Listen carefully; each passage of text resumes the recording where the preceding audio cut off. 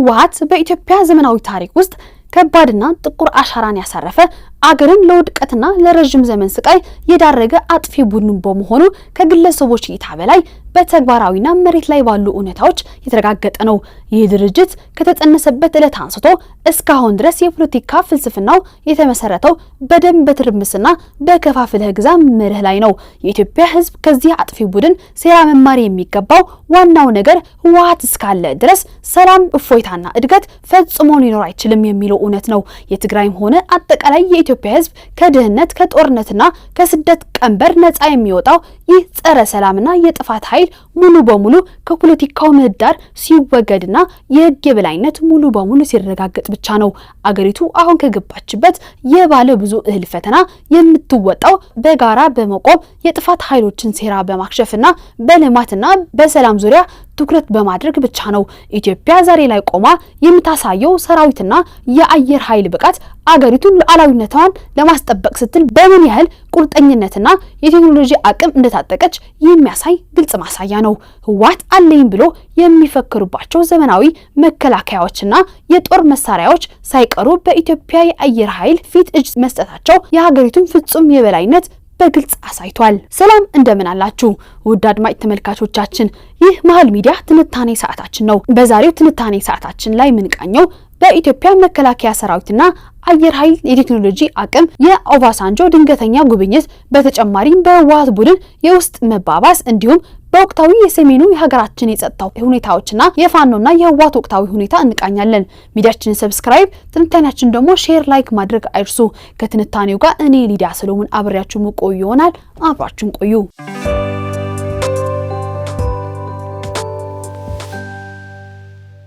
የኢትዮጵያ መከላከያ ሰራዊትና የአየር ኃይል ሉዓላዊነት የማስከበር ጀግንነታቸውን አጠናክረው የቀጠሉ ሲሆን የህወሓት የጥፋት ኃይሎች በሰሜኑ የሀገራችን ክፍል የሚያደርጋቸው የጦር ዝግጅቶች በሰራዊታችን ቁርጠኝነትና በህዝብ እንቢተኝነት እየከሸፉ ይገኛሉ።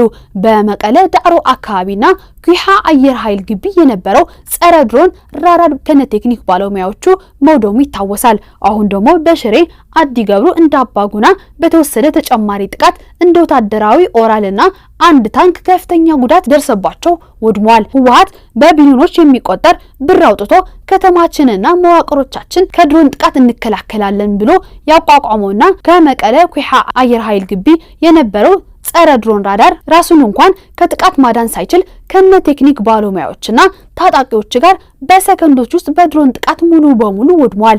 ይህ የቡድኑን የቴክኖሎጂ ውሸትና የዜሮ አቅም በግልጽ ያሳየ ሀቅ ነው። ከኤርትራም ሆነ ከሌላ አቅጣጫ ገብተው በአፋርና ትግራይ አዋሳኝ አካባቢዎች ለቀጣይ ጦርነት ተከማችተው የነበሩ ከባባድ የጦር መሳሪያዎችና የሎጂስቲክ አውታሮች በአየር ኃይል ኬላዎች ተለይተው ከጥቅም ውጪ ተደርጓል። ኢትዮጵያ ጠላቶቿን በየትኛውም ቦታና ሰዓት የማጥፋት ፍጹም አቅም እንዳላት በተግባር ታይቷል። በሰሞኑ የዘመናዊ ድሮን ጥቃቶች ከፍተኛ ግርግርና መደናገጥ ውስጥ የገባው የህወሓት ቡድን ከሻዕቢያ ወይም የኤርትራ አስተዳደር ጋር ባደረገው የውስጥ ግምገማ ያልተጠበቀ አቅጣጫ ይዟል። በትላንትናው ዕለት በራያ አዘቦ ከተፈጸመው ተመሳሳይ ጥቃት በተጨማሪ በሰሜኑ የሀገሪቱ ክፍል የድሮን ጥቃቶች ሰንሰለት ቀጥሏል። በትላንትናው ዕለት በሽሬ ከተማ በአዲገብሩና ወይም በአውራ ጎዳና አቅራቢያ በሚገኘው እንዳባጉና ልዩ መውጫ አካባቢ ኃይለኛ የድሮን ጥቃት ተፈጽሟል። በሰነዘረው በዚህ የዘመናዊ ቴክኖሎጂ ጥቃት አንድ ወታደራዊ ተሽከርካሪ ወይም ኦራልና አንድ ታንክ ከፍተኛ ውድመትና ጉዳት እንደደረሰባቸው ከስፍራው የደረሱ ምንጮች አረጋግጠዋል። ጥቃቱ በራያ አዘቦ ብቻ ተወስኖ ሳይቀር በሽሬ አካባቢዎችን መደገሙ የፌዴራል ኃይሎች የጸጥታ ቁጥጥርና የስትራቴጂክ ኢላማዎች አቅጣጫ እያሰፋ መምጣቱን ያሳያል። ይህ በሽሬና በራያ አዘቦ በተከታታይ እየታዩ ያሉ የድሮን ጥቃቶች በሰሜኑ የሀገራችን ክፍል ያለው የፖለቲካና የሰራዊት እንቅስቃሴ ወደ ተባባሰ የጸጥታ ቀውስ ውስጥ እየገባ መሆኑን በግልጽ ያሳያል። ወታደራዊ ተሽከርካሪዎችና ታንኮች በቀላሉ ኢላማ እየሆኑ መምጣታቸው የህወሓት ኃይሎች ከባድ የመንቀሳቀስ አቅም ማጣታቸውንና የአየር ላይ የበላይነቱ ሙሉ በሙሉ በፌዴራል ኃይሎች እጅ መግባቱ ያመላክታል። ይህ አካሄድ መሪዎች ከሚወጡበት የጥርጣሬና የስደት ውንጀላዎች ባሻገር መሬት ላይ ያለው ሁኔታ ለሰላምና ለዲፕሎማሲ ቦታ የማይተው አደገኛ ወታደራዊ ግጭት እየተከሰተ መሆኑን የሚያሳይ ነው። የህወሓት የፖለቲካ መሪ ዶክተር ደብረጽዮን ገብረሚካኤል በወታደራዊ አዛዦቹ መካከል በተፈጠረው ከባድ ውዝግብና የናይሮቢ የሰላም ውይይት ተሳታፊዎች አለመግባባት የተነሳ ከሹፌሩ ውጪ ማንም ሳያውቅ በሚስጥር ወደ አስመራ መኮብለሉ የሚታወስ ነው። ይሄንንም የቡድኑ ፍጹም ውድቀት ያሳያል። ደብረጽዮን ድብቅ እርዳታና መፍትሄ ለማግኘት ወደ ኢሳያስ አፈወርቂ መሮጡ የህወሓት ቤት ያመሰው ሲሆን፣ በሌላ በኩል የታችኛው ታጣቂና አባል አመራሮቹ የት መግባቱን ሳያውቁ ቀርተው እርስ በእርስ ንትርክና መተላለቅ ውስጥ እንደገቡ ይታወቃል። በመቀለና በዙሪያ ባሉት አካባቢዎች እየተባባሰ የመጣው የጸጥታ ውጥረትና የድሮን ስጋት የህወሓት ከፍተኛ አመራሮችን እጅግ አጣብቂኝ ውስጥ ከቷቸዋል። ከዚህ ቀደም የነበራቸው የፖለቲካ ትምክህትና ቁጥጥር እየላላ መምጣቱን ተከትሎ አሁን ላይ አቋማቸው ወደ መሸሽና መስለል አቅጣጫ አዘንብለዋል።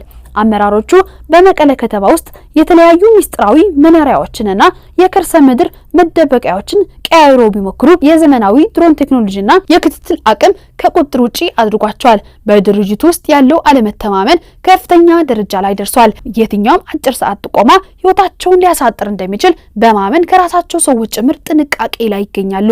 ከዚህ ቀደም ከሻዕቢያ ጋር ከባድ ጦርነትና ጥላቻ የነበረ ቢሆንም አሁን ላለው የህልውና አደጋ ሲባል ከቀድሞ ጠላታቸው ጋር የጥገኝነት ወይም የማለፊያ ድርድር ለማድረግ መገደዳቸውን ያሳያል። በሌላ በኩል ሱዳን ባለችበት የውስጥ ጦርነትና አለመረጋጋት ምክንያት የድንበር ክፍተቶችን ተጠቅሞ ለመሽሎክ ምቹ አማራጭ ሆናቸዋል። ከዓመታት በፊት የሀገር ህልውናና የህዝብ ነጻነት እያሉ ሲያስተባብሩ የነበሩት አካላት ዛሬ ላይ የራሳቸውን ቆዳ ለማዳን ድንበር ጥሰው ወደ ውጭ ሀገር ለመስደድ መገደዳቸው የፖለቲካ ውድቀታቸውን ቁልጭ አድርጎ ያሳያል። ጉዳዩ የሰራዊትን ትግል ብቻ ሳይሆን የትግራይን ህዝብ በድጋሜ ለከፍተኛ የፖለቲካና የጸጥታ መስቀልቅል የሚዳርግ ከፍተኛ ምዕራፍ ላይ መድረሱን አመላካች ነው። ህዝቡ ከጦርነትና ከመስደድ ውጪ ምንም የማያተርፍበት ይህ የቁልቁለት ጉዞ የመሪዎችን የተሳሳተ ስትራቴጂ በግልጽ ያሳያል። በሰሞኑ የዘመናዊ ድሮን ጥቃቶች ከፍተኛ ግርግርና መደናገጥ ውስጥ የገባው የህወሓት ቡድን ከሻዕቢያ ወይም የኤርትራ አስተዳደር ጋር ባደረገው የውስጥ ግምገማ ያልተጠበቀ አቅጣጫ ይዟል። በመቀለና በዙሪያው የሚሰነዘሩት የድሮን ጥቃቶች መዳረሻቸውን አበክሮ መቀጠላቸው የቡድን አመራሮች እያርበተበታቸው ይገኛል። ከዚህ የተነሳ ጥቃቶቹ እንዴት በወቅቱና በትክክል ሊፈጸሙ ቻሉ በሚለው ላይ ጥርጣሬ አጭሯል። የህወሓት ቡድን ከሻዕቢያ ጋር ባደረገው ግምገማ ምናልባትም ወደ መቀለ ሲመላለሱ የነበሩ የፋኖ ኃይሎች መረጃዎችን ለፌዴራል መንግስቱ አሳልፈው ሰጥተውናል ወይም አጋልጠውናል የሚል የክስ ሀሳብ ማንሳቱ ተሰምቷል። በዚህ የጥርጣሬ መንፈስ የተነሳ ከዚህ ቀደም መቀለ ደርሰው በየክልላቸው የተመላለሱ የፋኖ አመራሮችን በዳግም ጥሪ አስገብቶ ለማሰርና የኃይል ምርመራ ለማድረግ እንቅስቃሴዎች መጀመራቸው የውስጥ መረጃዎች ሶልኮ ወጥቷል። ቡድኑ በስሙ ባቋቋማቸው ህገወጥ የንግድ ድርጅቶች ወይም እንደ እጥረት ኮርፖሬሽንና መሰል አውታሮች አማካኝነት የኢትዮጵያን ምርጥ ሀብትና ንብረት ለጥቂት የሰሜኑ መሪዎች ብቻ በማከማቸት አገሪቱን ከዓለም ኋላ ቀርና የተቆራኘች አድርጓታል። ትውልዱ በአገሩ በሰላም እንዳይሰራ፣ ሀብት እንዳያፈራና እንዳይማር በማድረግ በሚሊዮን የሚቆጠሩ ወጣቶች ስጋት ላይ ናቸው። ለስደትና ለተስፋ መቁረጥ እንዲዳረጉ ዋናው ተጠያቂ ህወሓት ነው። ህወሓት በጦርነት ተንበርክኮ የሰላም ስምምነት ሲፈራረም ቃሉን አክብሮ ለመኖር ፈጽሞ ታማኝ አይደለም። ዛሬም ድረስ ኃይሉን አስተካክሎ አገርን ዳግም ወደ እሳት ለመክተፍ ሲያሴር ይታያል። የትግራይ ህዝብ ለረጅም ዘመናት በህወሓት ጽንፈኛ ቡድን ሲደርስበት የቆየውን እንግልትና መከራ በመቃወም ዛሬ ላይ ግልጽ የሆነ የሰላም አቋም እያሳየ ይገኛል። ከዚህ ቀደም የህወሓት መሰረቶች ተብሎ የሚታመነው የሰሜን ምዕራብ ዞን ህዝብ ወይም እንደ ሽሬ፣ አድዋና ሸራሮ ያሉ አካባቢዎች ለጦርነትና ለወጣት አፈሳ ፍጹም አፍራሽ ምላሽ መስጠት ጀምረዋል። የቀድሞ የናይጄሪያ ፕሬዝዳንት ኦባሳንጆ ወደ መቀሌ ያደረጉት ድንገተኛ ጉብኝት በህወሓት በኩል የንቀት ዲፕሎማሲ ተብሎ መጣጣቱና በመሬት ላይ ያለው የወታደራዊ ትንኮሳ አዝማሚያ አዲስ የፖለቲካ ውጥረት ፈጥሯል። ጉብኝቱ አስቀድሞ በመደበኛ ቀጠሮ ያልተደረገ መሆኑን በመጥቀስ ህወሓት ሂደቱን እንደተናቀበት ገልጿል። በሌላ በኩል የኢኮኖሚ እገዳዎች እንዲነሱ፣ የትግራይ ሉዓላዊነት ግዛት እንዲመለስና ህጋዊ ማንነቱ እንዲጠበቅ ቅድመ ሁኔታዎችን አስቀምጧል። በዲፕሎማሲ መድረክ የሰላም ውይይት ፍላጎት እንዳለ ቢገልጽም በመሬት ላይ ግን በራያና በሸረሪና ወይም ጸለምት አካባቢዎች በህወሓት ታጣቂዎች በኩል ተደጋጋሚ የወታደራዊ ትንኮሳዎችና የከባድ መሳሪያ ተኩሶች እየተካሄዱ መሆናቸው ተመላክቷል። ይህ የህወሓት አካሄድ በሁለት ጽንፈኞች መካከል የተወጣጠረ የፖለቲካ ጨዋታ ነው። በአንድ በኩል ዓለም አቀፍ መሪዎችን እንደ ኦባሳንጆ ያሉ ሰዎችን ጉብኝት በጥርጣሬ በንቀት ማየት፣ በሌላ በኩል ደግሞ በድንበር አካባቢዎች ወታደራዊ ትንኮሳዎችን መቀጠል ቡድኑ አሁንም ከግጭት አስተሳሰብ ሙሉ በሙሉ አለመውጣቱን ያሳያል። ይህ ዲፕሎማሲ ድርብ መልክና የመሬት ላይ የጦርነት ዝግጅት የትግራይን ህዝብ ዳግም ለከፍተኛ ስጋትና ቆስ የሚዳርግ ከፍተኛ ስትራቴጂ ነው። ከሳምንት በፊት የዞኑ አስተዳዳሪ የነበረው ወልደ አብርሃ ህዝቡን ለጦርነት ለማሳመን ሙከራ ቢያደርግም ህዝቡ ሰላም እንጂ ጦርነት አንፈልግም በማለት በድንጋይ ወርውሮ ከአዳራሽ አባሮታል። አሁን ደግሞ ህወሓት ምዕራብ ግንባር ብሎ የሰየመውን ዘራፊ ቡድን የሚመራው ምግቤ ኃይሌ ለታጣቂነት የሚሆን ወጣት አዋጡ በማለቱ ምክንያት የዞኑ ህዝብ በድንጋይና በትር አሯሩጦ ከአካባቢው አባሮታል። የኢትዮጵያ መከላከያ ሰራዊትና አየር ኃይል የሀገሪቱን ሉዓላዊነትና ሰላም ለማረጋገጥ የሚወስዳቸው እርምጃዎች የሀገሪቱን ጽኑ የቴክኖሎጂ አቅምና ፍጹም የበላይነት በግልጽ ያሳያሉ።